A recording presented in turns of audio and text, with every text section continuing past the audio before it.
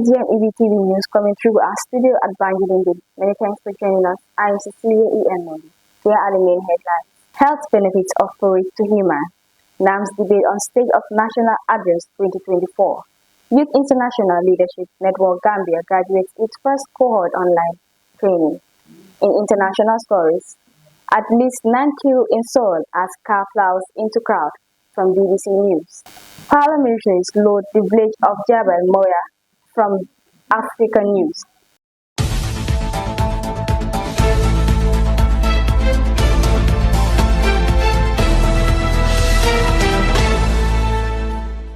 Now news in details. Porridge is a healthy food recommended to be consumed by adults as to boost their growth, and our child reports. Civilizing innovation from porridge to bread can be proven that almost all countries in the world consumes it. The preparation of rice porridge has been documented in China for about 4,500 years. Historically, porridge was staple food in much of the world, including Europe and Africa. In the Gambia, porridge is widely consumed in the rural areas than in the urban areas. Although porridge has health benefit, Fatu usually make porridge for early morning business, and she has been engaged in the business for more than 15 years now. She said she uses schools to make porridge and her customers likes it. She added that the course is a healthy food. It can be used to make different type of food, not only porridge, but usually the price of the course lower down during harvest, but after it the price goes up. She concludes that eating healthy food is vital for human body, but now because people are addicted to bread, different health problems encounter people, especially constipation, which is mostly caused by eating continuous bread without any light food. Reporting for GMEB TV, I am Awatal. Meanwhile, members of the National Assembly earlier today convened to debate on the State of Nation address made by the President Adama Barrow and Nimajali filed in this report. In accordance to Section 77A of the 1997 Constitution as authorized by the Constitution, the President of the Republic of the Gambia, Adama Barrow, delivered a State of Nation address on Thursday, 27 June, highlighting his government achievement. In his statement, President Barrow delves into various sectors in the Gambia, including education, health, agriculture, communication, and digital economy. Earlier today, members of the National Assembly convened to debate on the statement made by the President. Among other sectors, National Assembly members stressed on the need to improve the agriculture sector, saying if it is well observed, would play a crucial role in the development of the Gambia.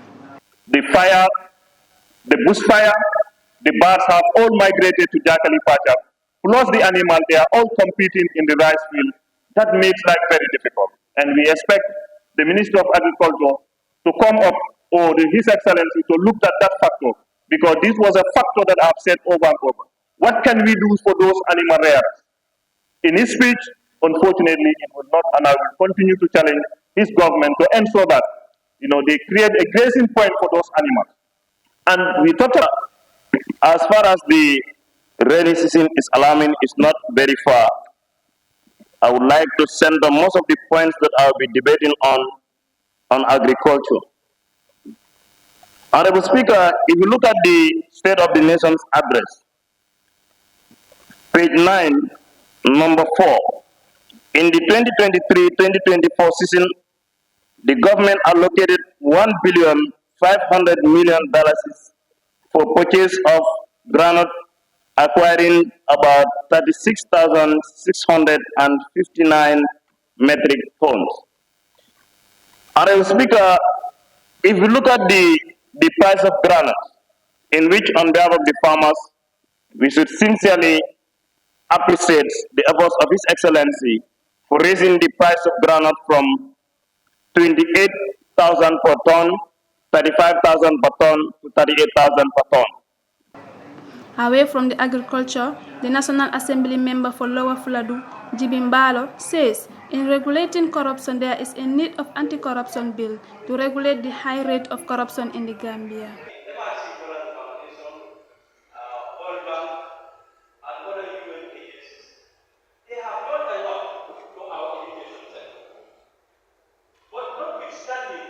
There are still issues that we should not keep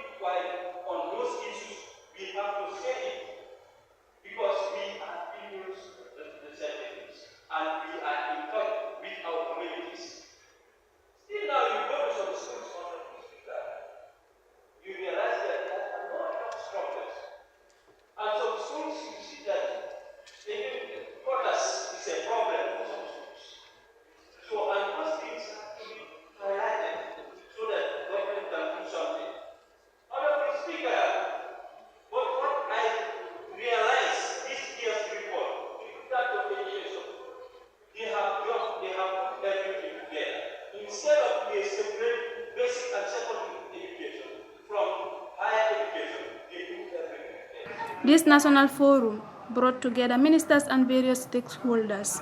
In communication sector, NAM stressed the need to provide more digital economy training to youths to better understand the issue of computer in boosting their communication skills.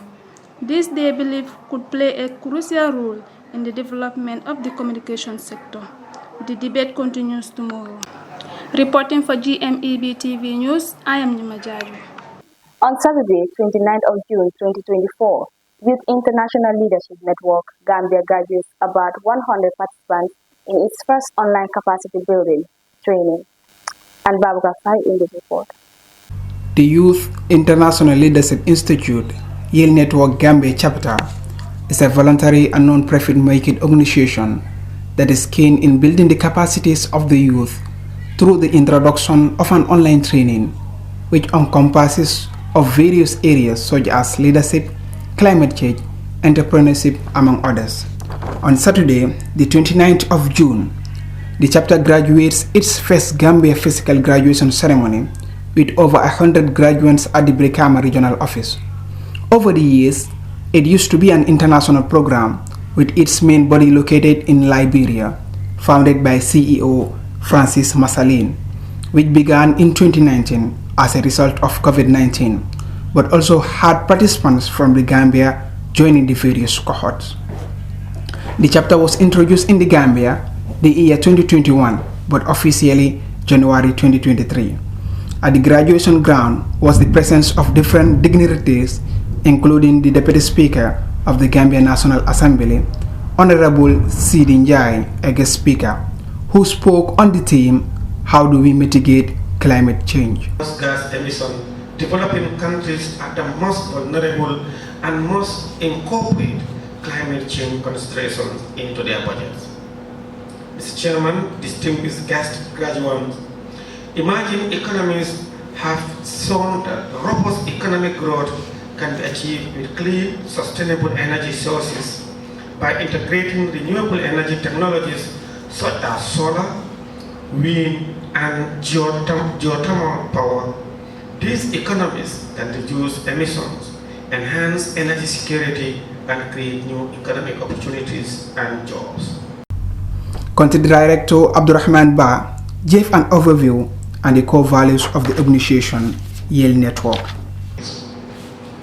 Human rights as well is something that the institution is very focusing on, and all chapters around the world to join the international organizations around the world to ensure that we promote human rights and justice, advocate for human rights and justice. This is a thing that every year the Gambia chapter, like the institution, will always celebrate every year.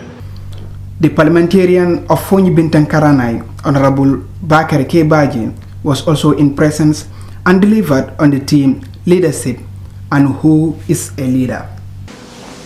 But who are leaders? I am given a topic and I intend not to deviate from the topic, but I intend to do justice to you as well. As much as I do justice to the topic, I also need to do justice to you people as well, which is important for me. It was Mohammed Jamal Sisi. Most of you may not know him. He is the guy who inspired me into leadership. Leadership is about inspiration and leadership is about motivation. Leadership is about honesty and leadership is about sincerity. Leadership is about caring for the people who are under you. Leadership is about sacrifice. In the event of the graduation was followed by other speakers such as the facilitators, President of the National Chapter and VP. Entertainment by the Ifambondi Group and poetry also sparked all geared to make the event colorful. For GMEB TV report, Babu Karfai. Let's take a short break and please do stay tuned.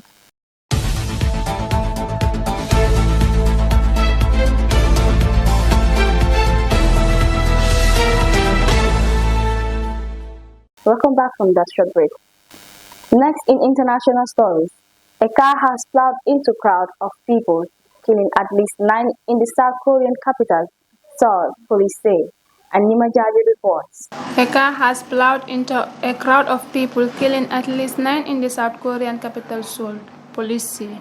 The traffic accident took place at around 9:30 local time. As reported by Yonhap News Agency, a man believed to be in his 60s drove the vehicle into pedestrians waiting at a traffic stop. At least 4 more people have been taken to hospital. Police say they are investigating the incident, but warn that casualty numbers might increase. According to local media, the car was driving in the wrong direction and crashed into 2 other vehicles before it made contact with pedestrians. Police said the accident took place at an intersection near Seoul City Hall. The driver in question, who was arrested at the scene, reportedly told the police the car suddenly accelerated. 6 people died at the scene, while 3 others died later of their injuries. Yonhap, South Korean's news agency, reports that the man arrested was 68 years old.